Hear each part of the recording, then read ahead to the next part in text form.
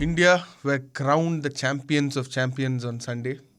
Kingshuk, what did you learn from India's campaign, Alan? Welcome to the, climax of the Sledging Room for the Champions Trophy. We're going to discuss the Champions Trophy, why the Champions Trophy, and how India won it. You know what I learned from it? India's inevitability and the fact that Sunil Gavaskar is a good dancer. Yeah. Like before the podcast was starting, we were discussing that dance. Like Alan was telling me that Gavaskar was very emotional after India secured the win against New Zealand. And he was dancing on the ground. And even on Aaj Tak India Today shows, he was dancing along with Kapil Dev, two greats celebrating India's win. And we were discussing how Gavaskar dances better than Prabhas, right? Yeah. That's what we were saying. Like, I don't know how many viewers will agree to it. Viewers will agree to it, but it looked like... What did you say, Kingshuk? Prabhas is? Prabhas's upper body moves, lower body doesn't. Gavaskar's lower body moves, upper body doesn't. Yeah. So, fun things aside, but you know what? The inevitability of India's campaign is something that has been written about. Yes, cribbers will crib. But do you think had it been anywhere else, had India played in other countries, India played in multiple venues, the result would have changed? Nah, man, not at all. I think if India would have played in Pakistan in those Lahore pitches or Pindi pitches, India would have made some 383, 390 runs and teams would have been taken out of question. I don't think that India's quality was ever in question. What I think people cribbed about a lot was India according to them, India using their status to bank themselves in one venue. But at the end of the day, it's not their home conditions. Other teams have played enough at that place. And on the day, what I thought was that India did not win a single toss. So they did not get to do what they perhaps wanted. They were at the mercy of the other team. But matches were tightly fought and they came up trumps because of their sheer grit, not because there was a supposed home advantage there. Alan? Yeah, same thing. I think I was just doing a copy on Wasim Akram saying that even if they had played in Pakistan, they would have won it. This team, he said that the current Indian team is good to play anywhere in the world and Except win. Ahmedabad. That's what I don't know. But that is what he said. Because the squad depth is so much. If you look at yesterday's chase, for that matter, when probably Virat Kohli and all those guys fell, you still had the comfort of having a Shreyas Iyer there. And we were all wondering what is he going to do. Then he got an Akshar Patel coming in who has played well at number 5. Then you still had a comfort of having KL Rahul to do the job. Then you also had the comfort of having Hardik Pandya to do the job. Then also you have Ravindra Jadeja coming in. Yeah. So the batting depth is very high and that has been kept in that way so that any such collapses can be handled. So everybody was in form. I think like how Kingshuk said, probably the combinations were a little, like how are we going to be playing? Why do we have a Harshit Rana in the team instead of a Mohammad Siraj? He's been a proven performer. All these were the questions and all this was the noise before the start of the tournament. But India handled it very well and that is why they won the match at the end of the day. Yeah. And it was also beautiful to see Rohit Sharma acknowledge Mohammad Siraj during the post-match press conference. If you looked at it, as in he said, we could have picked anyone. Like we had the resources. Bumrah was obviously not there, but we had someone like Jasprit Bumrah. We had someone like other, good pacers. But the team was picked for a combination. As in, like a lot of people questioned when, even in the very same sledging room, we were questioning why India would need 5 spinners in their 15-man squad. And why not an extra batter or an extra fast bowler. But eventually, from the game against New Zealand in the group stage, the 3 games that they played, the three big games, they played 4 spinners. There were talks about playing Washington Sundar in the final instead of one of the left arm spinners or Kuldeep Yadav, whatever that was. At least that gave a psychological edge. Like it's like okay, the New Zealand are kind of preparing that okay, they have this option also. Should we prepare for it or not? So it was properly planned. Yes, of course, no one's denying that India did not have an advantage. Yes, they had an advantage, but whether it helped them Whether other teams would have made similar use of that advantage is a question. As in, it's a question that needs to be, as in, that we are not probably going to answer. It's there to interpret and all that. But we did write on our own platform that explaining that whole scenario, right? And why, if you are complaining about it right now, if you're cribbing about it right now, Where were you? Where were you when India was traveling throughout the country in 2023? That's why, if you had looked at R. Ashwin's preview of the Champions Trophy final, he was as emotional as, when there was a TNPL match where he was shouting at the players for, he was losing it that day. He was like, he did not want to name anyone. He said some of the experts and pundits and some of the former players have this habit of questioning India again and again. And I don't know why, because he pointed out that the noise comes only when the other teams don't perform well. Like, for instance, in the T20 World Cup 2021, if something like this had happened, no one would have questioned because India crashed out early. So is that true? Is that kind of true? I think the criticism is valid, but it should not be directed towards India. Yeah. The criticism still remains. The criticism is valid that why does a team get to play all its matches in just one single stadium? If nothing, you get to familiarize yourself with the lights, the venue, the pitch, the environment, everything. But is that India's fault? Is that BCCI's fault? Is that the players' fault? It's not. Go question ICC who have ICC? this tournament. Whatever, why do we need to brand ICC as a country? Those are independent people serving their jobs, getting paid. A lot of people ask this question: who is ICC? Is JaySha not ICC?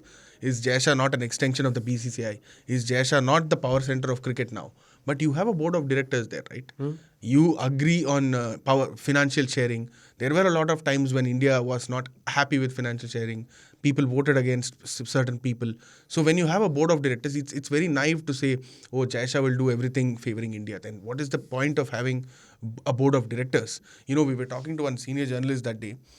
He was quite candidly, as in, I don't know whether I should say this here or not, but he was quite candidly saying, imagine a tournament where India doesn't reach the final stages, what happens to the viewership? So you probably want to keep your best student happy. As in, you won't be deliberately, you will probably give them, as in, you will probably be aiding them in ways that, probably if they don't have to travel. I don't know how that works in a sport like cricket, but if you have to fill the coffers, if the broadcasters are dominating the narrative, then there are certain things that needs to be done. But I don't know why this cribbing goes on and on and on, especially when India is winning. Do you, like that point that you just made, do you agree to that? Are you do you align with that point saying that if India doesn't reach the final stages, broadcasting will take hit, vis-a-vis ICC will take hit, vis-a-vis cricket will take hit? See, it's not about me agreeing or not. Probably it's the reality. But I am asking you, forget the reality. I'm asking you, do you subscribe to that view? See, in this context, let me put it what I said might be an overstretch, okay? But in this context, if you look at it, without India, there were threats of, there were reports of Pakistan deciding to pull out of the Champions Trophy, not agreeing to the hybrid model. India were quite clear, and understandably so, to not travel to Pakistan. And so when all of these things happens, ICC needs to find a solution, right?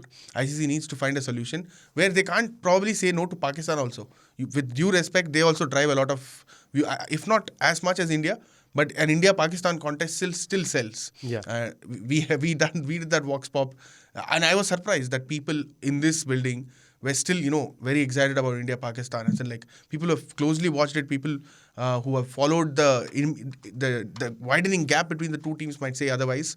But there is general excitement around the people. So in this case, you have to get India to play in the tournament. So where do you slot them?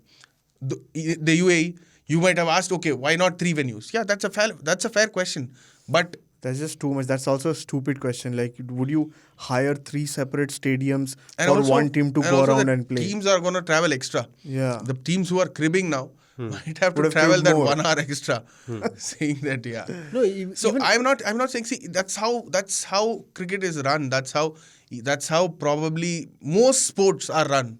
When in the world, I might be wrong, but the moolah comes from there, so you have to probably. No, even this question of kind of I think it was 2006 when the ICC Champions Trophy happened in India, and I think the ICC the main man at that time was Sharad Pawar, right? So why did he not? Because India crashed out in the group stages at that point in time. Yeah. Why did he not have India play in one venue?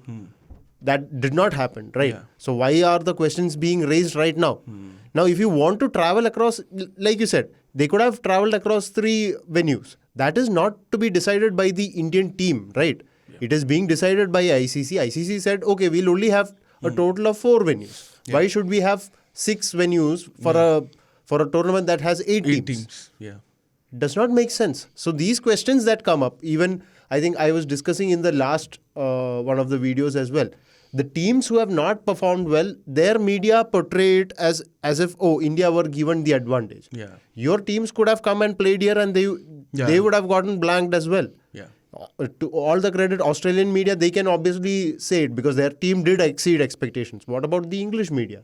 Why is there no further scrutiny about your team's poor performance since the last 2 years?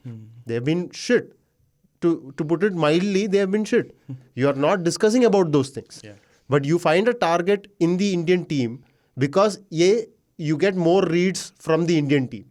Let's just accept it. All the fans will come to your tweet or will come to your comment whether and say whatever. Whether they abuse you, whether they agree with you, it's you'll all, get traction. You get traction. Yeah. That is what you want at the end of the day. Yeah. Otherwise, why do you need to put the Indian team that has... Okay, it's not like, they have used the advantage so much. You look at the last 2 games, the advantage was equally used by both teams. New Zealand did a very fine job in the final. There were moments where I'm pretty sure, I think KL Rahul came out and said his honest view about... No, if the catches would have stuck, this could have been a very different story. Very difficult story. We could have had a very different vibe to the podcast entirely. But the last 2 matches, which were high-quality teams, one was, I think the last 3 matches, let's consider it. High-quality teams, not your Pakistan and Bangladesh, high-quality teams, they gave a test to the Indian team. Yeah. And it was a very, very good ODI contest. We talk about ODI dying. It was a very, very good ODI contest that had everything in it. Yeah. In Ravi Shastri's words, when Shreyas Iyer slogged that ball to long on after hitting that 6, Goti muh mein aa gaya already, right? So but that brings me to this question. Alan, you were also quite confident. Kingshuk, you were also quite confident that India would have won. Had other teams might not have done it. Does that mean to say India are probably the best all-conditioned team at the moment?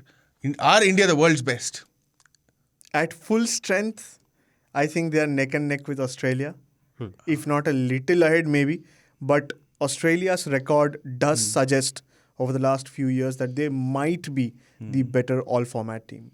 So we still don't get that tag of champions of champions. We are champions of champions. But I think when a tournament is orchestrated like that, which it will be orchestrated for the next 3 years or like 2 years, whatever, till 2028, whatever that is.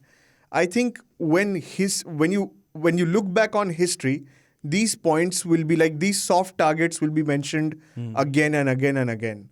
Is India playing at one venue, India not traveling to Pakistan, etc., etc. Yeah. I think when people look back like 20 years back, people forget these contexts that why India did not travel. Yeah, like how I don't like the boundary count rule being brought up again. Yeah. It's very... That nonsense. And that will die down.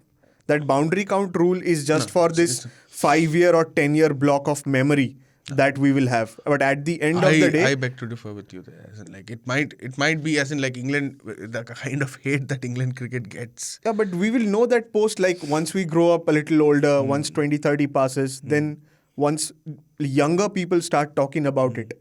And if we will have to see if they talk about that boundary count rule or not. If they aren't, or that diminishes, you are almost assured that nobody will care. England will remain 2019 champions. See, as long as Ian Smith's voice is played out on social media, if that video is available, people will remember it. What a beautiful description of that moment. In heartbreak, it's very difficult to come up with those kind of expressions. But that brings me to like what about New Zealand? Like they keep making to these semi-finals and finals, but they don't cross the line. It's nearly like India post 2013 to 2023, that 10-year block, when they just could not get over the line. What's happening there? It's very, as in like their last title came in 2000 when Yeah. India and 2021, let's not no, as in discount that. white ball cricket. We are talking Okay, about white white ball ball cricket. cricket. As in like if we are talking about Test cricket and India dominating, we shouldn't be here, right? At the moment. So that's, but in white ball cricket, yeah, when Chris Kane scored that 100, outclassing Ganguly's 100 in that final, that was the last time they won a title.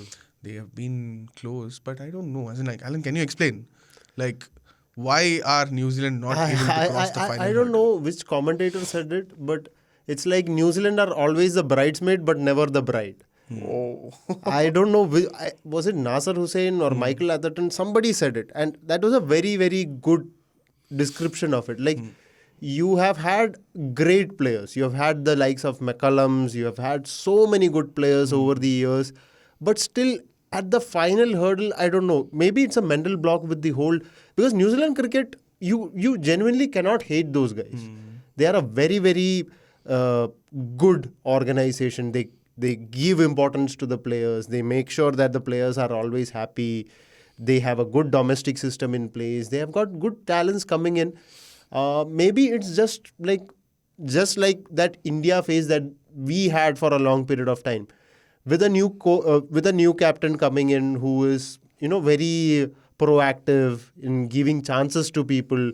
Rachin Ravindra said that, my captain, even in loss also, they did not seem like a team that was deflated. They were proud. Okay, we have done it. They know that probably, it is edging closer, but they need to find some spark. Like probably... I will ask you this question. Sorry for interrupting you there. When they reach the semi-final, do they think that we have already punched above our weight? Okay, it's fine for us. As in, like, do they lack the fire sometimes in the knockout matches? So that is what I feel. When you look at an Australian team, Yeah. you know that they are big match players. They always step up. Regardless of whatever the squad composition is, you always know that they have that it factor. With the Indian team, you know that they have that it factor. With New Zealand, I feel that small spark is missing. Maybe like a Glenn Phillips kind of a guy becomes a even better player because his fielding he's a complete all-rounder right now. So maybe that kind of a guy kind of drives this team on. That is what I feel. Because that, like you said, that small factor, that it factor is missing in this team. They are brilliant gentlemen. Yeah. A great team, a lot of good talent. Maybe that it factor is missing. Maybe a little more aggression on the field. I don't know. But that small part, that is missing from them at this point in time. And that's why I don't think they are crossing the line in first place. It would have been wonderful after the T20 World Cup triumph last year for the women's team. New Zealand, as in they had a lot of opportunities to make it a series of ICC trophies. The men's team. Yeah. But unfortunately, I don't know whether they need a few bad boys in the side. Yeah? Exactly. I was just thinking about that. Like, I think, like you said, that consistently reaching the final, bridesmaid but not the brides. The pinnacle was 2019 for me. That was the setup that made New Zealand cricket what they are right now. But I think to their credit also, as like multiple top pacers, batters retire or start going into the freelance mode, you can essentially call this a transitionary side. They still made it to the final. So credit to that. Yeah. But like you say, that one bad boy, like Argentina were not winning the World Cup for a long, long time. They made it to the 2014 final, did not win. Then there was a lull. It took a bad boy Messi to win them the 2022 World Cup. That was the switch that they essentially made. Messi spoke about it in details later on, saying that I know what kind of a person I am. I am calm, I am collected, and I want to behave in a certain way on the pitch. But when I saw that there was some random game, he got tackled. And the entire Argentinian team came and they harassed the guy who tackled him.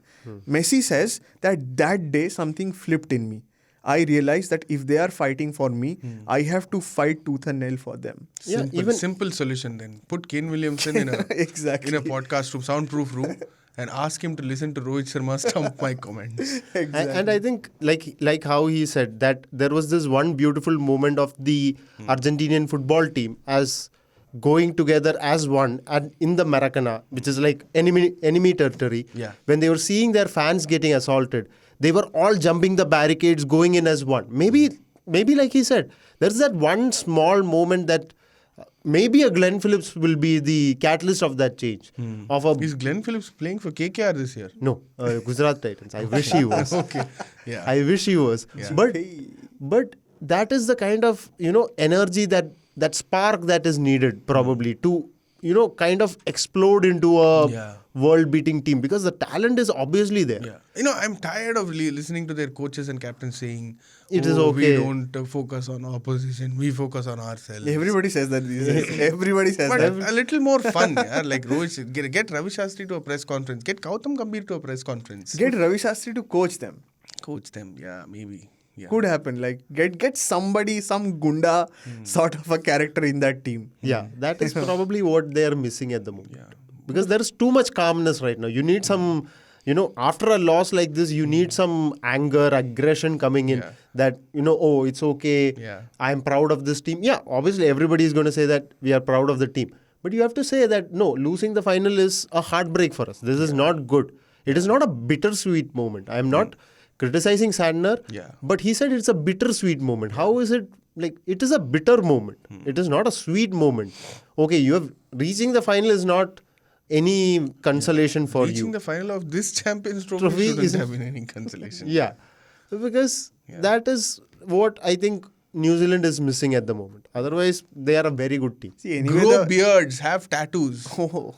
Is that the way New Zealand can, probably... McCallum had tattoos, right? McCallum had tattoos. Yeah. McCallum was Had it not been for that Melbourne, New Zealand would have won that 2015, or is it too much of a stretch to say? After playing all their games I don't think you would have won 2015, but I surely think they would have won 2019. 2019, how? By reading the rule book better, they should have read it yeah, better. perhaps, yeah. Yeah. Yeah, but bad boys don't read books. Now that's what happened. Like they threw it away. Yeah.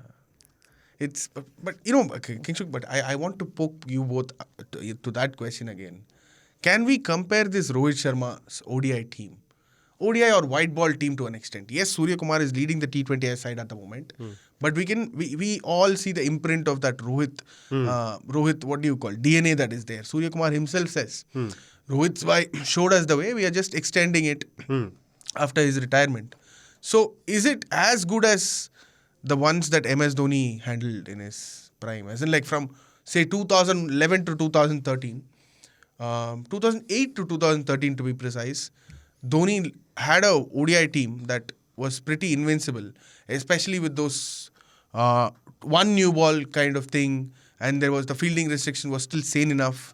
When the balance between the bat and ball was sane enough, India looked a little invincible at that point of time, right? The spin choke would always come in, especially in subcontinent conditions.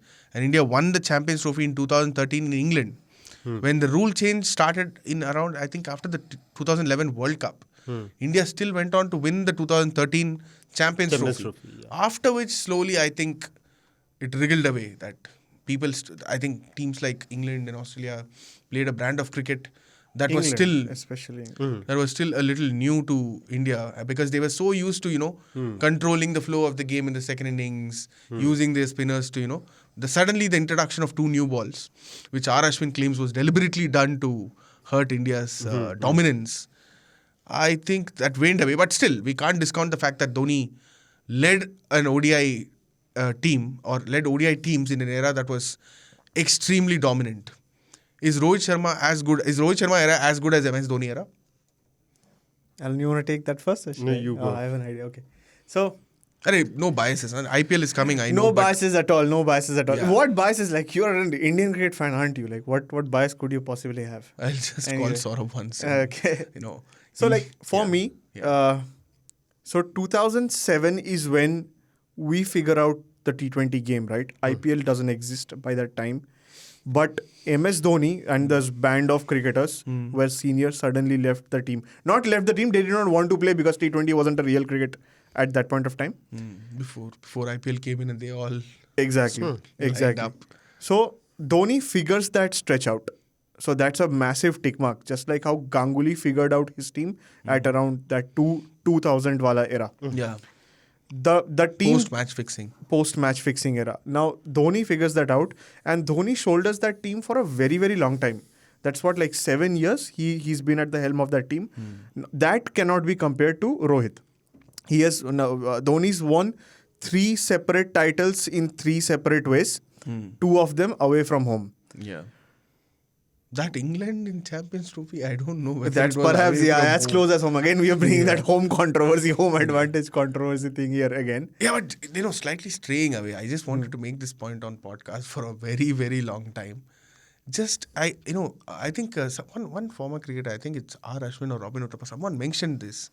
I've also wondered about this. What is home advantage for India? Especially can pundits from teams like England and Australia talk about it? Because they have 5 regular test centers. Take test cricket for example. 5 or 4, 6 max. India have this rotational basis where they play in at least 13, 14 different venues. Tests. How do you even, quantify a home advantage? I think it was Ashwin who said that when we go to a new venue, which we probably might have played 6 years ago, say, when was the last time India played a test match in Delhi? So when you return to Delhi after 6 years or 5 years, 4 years, lot of things would have changed. Cricket is changing at a rapid pace. The pitches are being, especially the grounds are being renovated. The pitches are new technologies are coming in. So how do you associate home advantage to India who are playing in multiple centers? I just wanted to make that point before you can. Yeah. I don't agree to that point of Ashwin, but let's not digress. Yeah. So Dhoni's credit is that he's done it for a very long time and he's won everything that was there to win at that point of time. So unquestionable legend, unquestionable number 1 because he figured that portion out. Once you say that 2015 flip happens when the 2 new balls come into play. 2011 it happened. 2011 it happened and then India's performance slowly, in ICC trophies it slowly stagnates. It never goes down, it stagnates. To Rohit's credit, what he's done is that he's taken that Morgan template of aggressive with the bat and defensive with the ball and he's turned that into out and out attack. That has to be Rohit's credit. That's the experience that he brought in as a opener or a middle order batter for playing the cricket for like 8-10 years.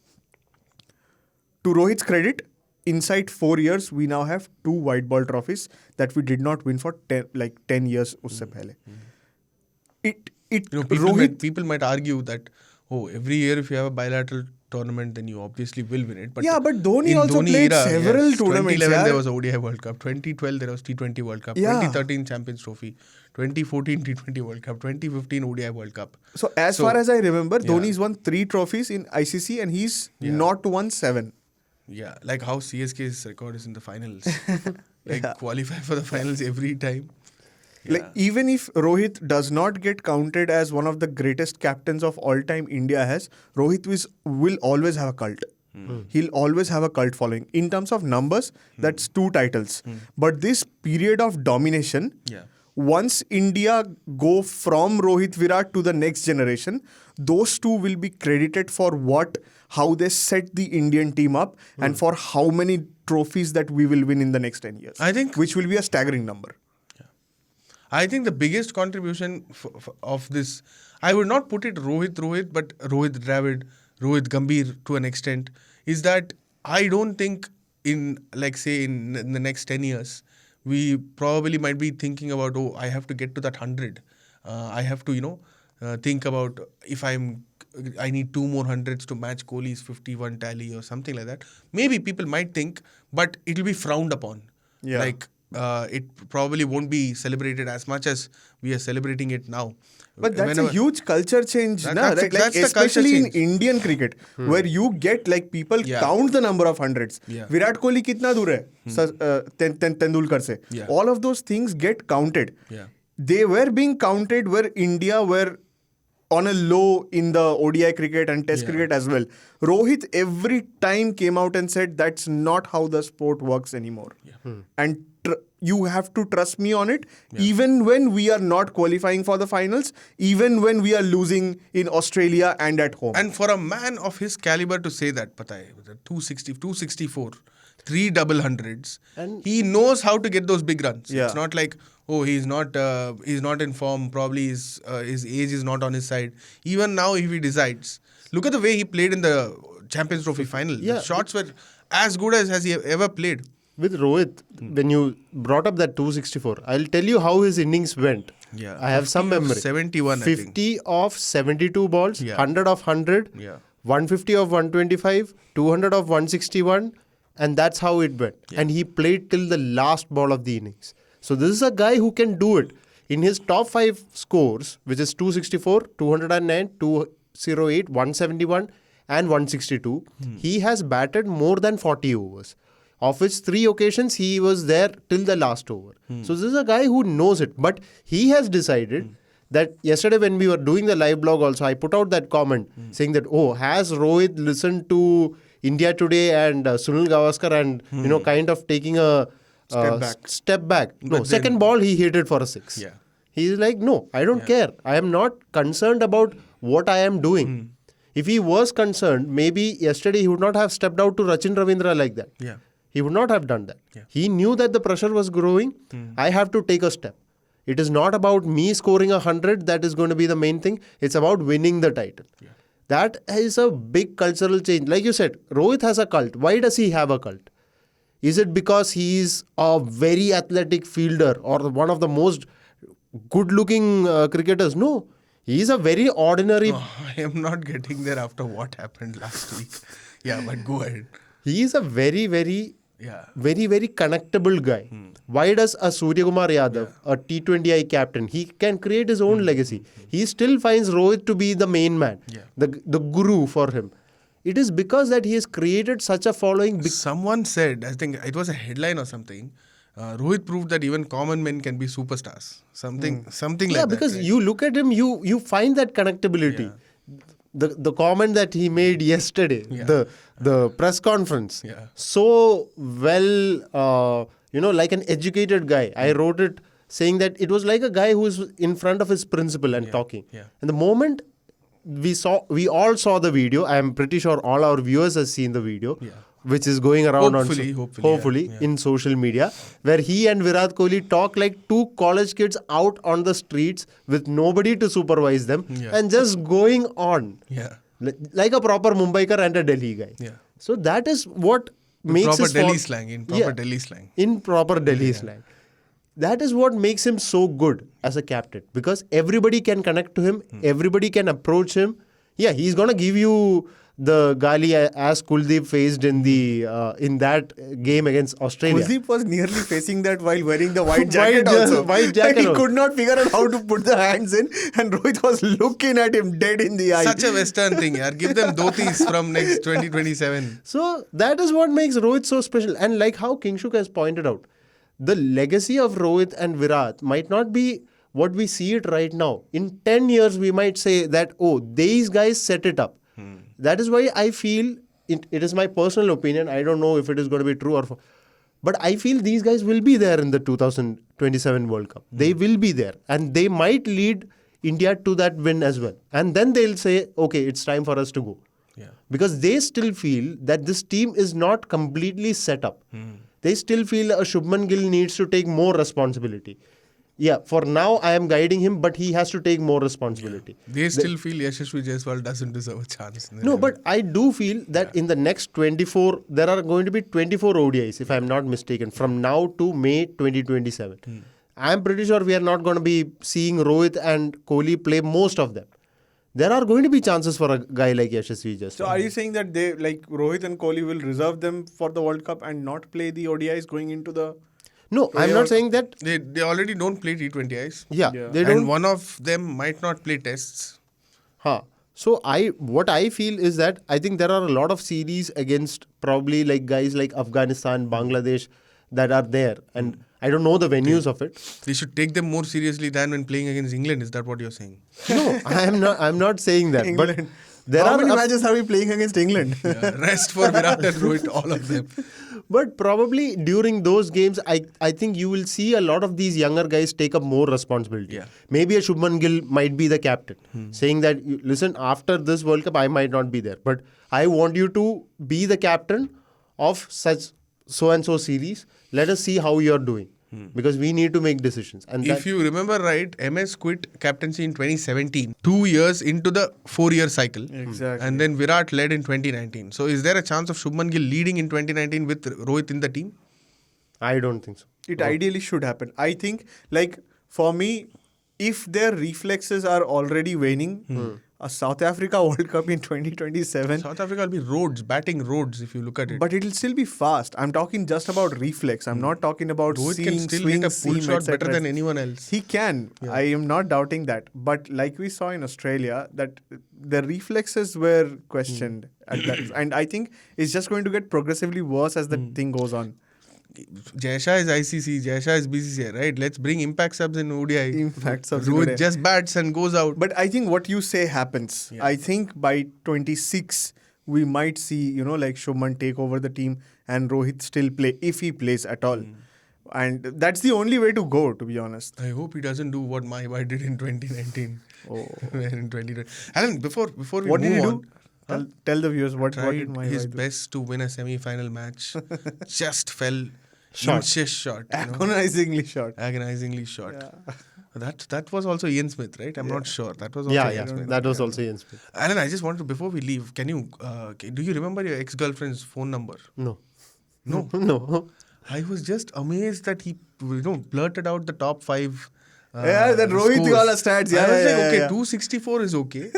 209 is okay. And then he counted the Were phases they also. right? You can fact check, guys. You can fact check, but were they right? Yes, 208? 264, 209 against Sri Lanka, 208 against Australia, 171 against Australia in Australia, and 162 against West Indies. Okay, do you remember your father's phone number? Yes. By That I heart, do. by heart, right? Yes. Kingshuk, you? No. No, I remember. I remember. We grew up in an era where we didn't have contacts and all that. Yeah. Had to be written in books. Yeah, in books. Yeah. I don't remember my wife's number. What are you talking about? My father? No, That's a problem. That's the problem. Yeah. But emergency contact, don't you even have one? वो Apple लिखा हुआ है ना, वो सिरी को बोलने से चला जाता है ना. Phone is stolen, and if you're stuck in, say, some Tamil Nadu where they don't speak your language, हाँ. what I'll will call you do? my number na. I remember my number. If your phone is gone, stolen, Then I am gone. You're Then I am gone. We'll Nobody see can find Kingshuk me. in Kodampakam selling some. yeah. Kingshuk Baba in whom you have will you see. used PCOs and all that? I don't Public think telephone so. booths. I think I have one sort. No, maybe not. I don't know. And I'm sure. Yes, of course. Yeah. That 1 rupee coin. 1 wala rupee coin. phone, Even yes. before that, go to a grocery store के देखो, side में होगा. Fax किया है मैंने 1-2 बार, पर मेरे को Facts समझ तो नहीं मैंने आता कि क्या है. I still don't get the point of facts. See, facts was mostly used by people in bureaucracy and all that, right? So probably. उसीलिए मेरे को नहीं पता था. Yeah. So, But yeah. Do remember at least a couple of phone numbers, huh? Yeah. So that's. But before we round up this episode, I want to ask this question. As in, like, there has been a lot of chatter about it. 2 things actually. One, Gautam Gambhir was facing intense scrutiny. Do we give him credit where it's due? Because a lot of questions were asked when Bumrah was not available, and we had the option of using another pacer. He included Varun Chakravarti. People called it favoritism, but the numbers speak for themselves, right? Yeah. And also that question that we were a little I want to get your thoughts on it. Should Rohit continue until 2027, and what about his test cricket? Rohit continuing is for Rohit to answer. What do you, as in, like, as a fan, as a As follower of the sport? a follower of the sport, I obviously want him to continue. Like, what's bad in that? But his performances should decide. Like, India cannot keep Rohit at the top in an era where Rohit himself says that deadweight cannot be carried. Especially Prove your point when in the he's team. probably not going to play test cricket. Yeah. T20 is We already don't out know of the that. box. We don't know that. We will figure that out. But in terms of criticism and scrutiny of Gambhir, I think they were mostly aligned towards the test bit of his coaching, not the white ball bit of his coaching. Yeah. So I think those criticisms are still going to be there. But white ball, I think Gambhir is fine. Gambhir has done quite well. At the end of the day, it's his team. He wanted to prove a point by changing certain aspects of the team, and that call has been vindicated in the Champions Trophy. And we'll see how it goes. Two tournaments in the next 2 years. And what about you? Yeah, same. I think what he said, it is all about finding those identities when it comes to each team. I think it has been the era of identities. Some people say we have the baseball identity or whatever. Yeah. When it comes to the white ball team, I think he has finally found it. That, it was not about always experimenting. It was kind of trusting the players that he wanted to. Maybe giving a guy like a Varun Chakravarti or a Harshit Rana more chances. Maybe thinking about it in the future as well. Like probably where we are going to go. Maybe in South Africa. Varun has got a very good record in South Africa in T20Is. People have not been able to pick him up. So he was like, okay, this guy will work in Dubai. So he trusted on it. That is where his identity was coming in. Yeah. And in test, he's still finding it. He's still kind of finding it because two of his main players, Rohit and Kohli, have not been performing well. So he'll need to find that transition where you need to find that identity. But when it comes to white ball cricket, his T20I side, I would say, is one of the world's best. Without Bumrah in it, without having a Bumrah in it, it is still one of the world's best. And now the ODI team without Bumrah in it has won the Champions Trophy. Yeah. So he has vindicated himself right now in the white ball thing.